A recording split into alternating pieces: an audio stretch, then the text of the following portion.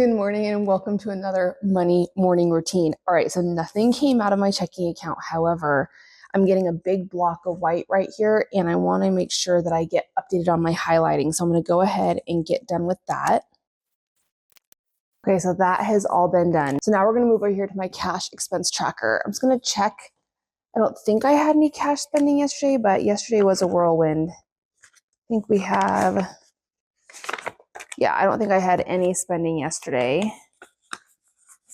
I'm gonna double check. A lot of my envelopes are at $0. Pets, we still have the 50. Fun, we still have the 34. Yeah, so no cash spending.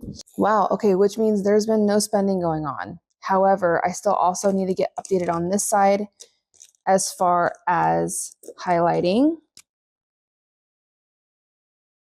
Now, if you're new to following me and you're wondering why, Miko, why the heck are you highlighting your spending?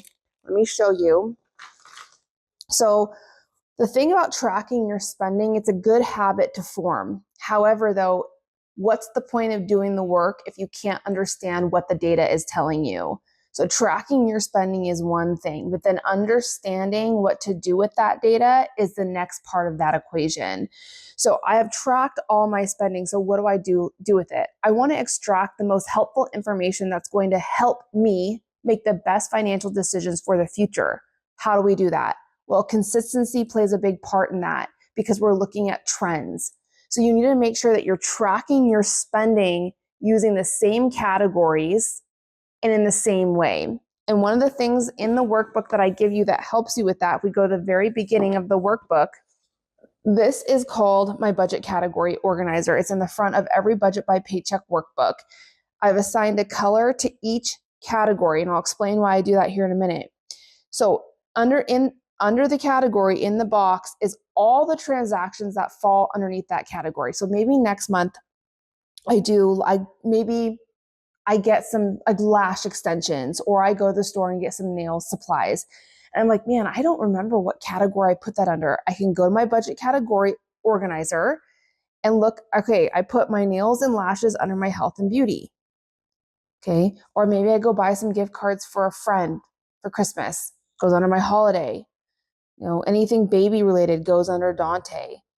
Cleaning, decor, utilities, propane, property taxes, pest control, it all goes under my house. So this helps you stay consistent so you can notice trends going on in your spending. And one of the ways you do that is by looking at your yearly spending overview tracker. Now, I just got done filling in August. I thought this month was October, so I started filling in September. I'm like, oh, wait a minute, I don't have all the data. Well, that's because we haven't finished September. That's why. So August here. So you can go across the board and look, okay, food. What are my trends with spending food? Well, I can see my highest amount that I've spent was $12.37. The lowest amount I've spent is $7.86. Do you think that could help you set your food budget going forward for next year? Heck yeah, it does. You can take the middle of that and say, okay, well, I'm going to budget $900 for food then. And I can slowly make changes in my life to get that down. All right, so let's go to insurance. Well, you can see insurance in February. And then over here in August, I'm paying the most in insurance. We have house insurance and then car insurance in there. It's just good to see trends. And the only way you're going to see trends is if you consistently use the same categories for the same transactions. Now, could you imagine if I started putting my car payment under my beauty category? I mean, I know that example is very obvious, but all of a sudden, my car category or car spending is going to look a lot different just from making that one change. So it has to stay consistent. So why do I use the colors for my spending? When I'm closing out my budget, and if we go, I already did this, I'll show you this. You can see I prepped my monthly budget category breakdown. You see the colors? When I go through and I add up all of my spending for my categories, I don't look at the transaction here or even the category. I just go through and add up all the colors. When you are just starting your budgeting journey, figuring out what categories you need, what budget categories to use can be very overwhelming. That's why I have people track their spending or get their statements and go through the transactions and highlight like transactions. Your budget categories will create themselves. So this is why I do the colors. I just add up the colors, and that gives me my monthly spending in my categories in a very honest way and realistic way. So that's one of the things that I did today. I prepped my monthly budget category breakdown, and we just got updating with all my highlighting. The next thing that I want to talk about, I also decided I'm going to close out my budget. Let's see. So I'm going to close out my budget. I'm going to start writing this down on my budget calendar when I'm going to close out my budget. I'm going to close out my September budget on September 30th, the last day of the month. Now, sometimes I'll do it before the last day of the month, but not very often. So I track from the beginning of the month to the last day of the month. That's my tracking period. Your tracking period will be personal and unique to you and your circumstances and what works best for you. I just track from the first to the last of the month because I get paid on the first, and it works. Now, if you get paid, say, on maybe the 5th and the 20th, then you might have a tracking period that goes from the first paycheck of the month to the next first paycheck of the month in October. So from the 5th to the 5th, whatever works for you. But as we start, I'm like, gosh, after this month, we have 3 months until the year is over, October, November, December. It's time to start thinking about my sinking funds. So these are my sinking fund savings trackers, and these are what help me work through the process of figuring out, okay, what do I want to save for in 2026? I do that by doing kind of a reflection exercise by looking at, okay, what did I set up for 2025? Did it work? Was it helpful? Did it provide value in my life? Did I save too much? Did I save too little?